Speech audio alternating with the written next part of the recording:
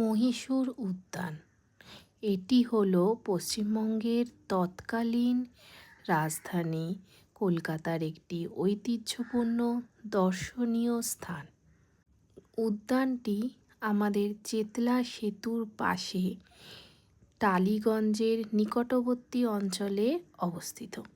দক্ষিণ ভারতের স্থাপত্য শৈলী এবং কারুকার্যে নির্মিত একটি বিষ্ণু মন্দির এবং নয়নাভিরাম বাগিচা দ্বারা নির্মিত একটি দর্শনীয় স্থান, যা আপনাদের দর্শকদের এবং চক্ষু প্রায় বিকশিতই করে।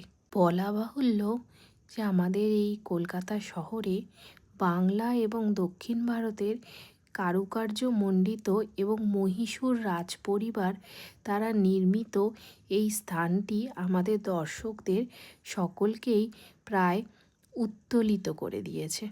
তাই আপনারা সকলেই আসুন এবং দেখে যান।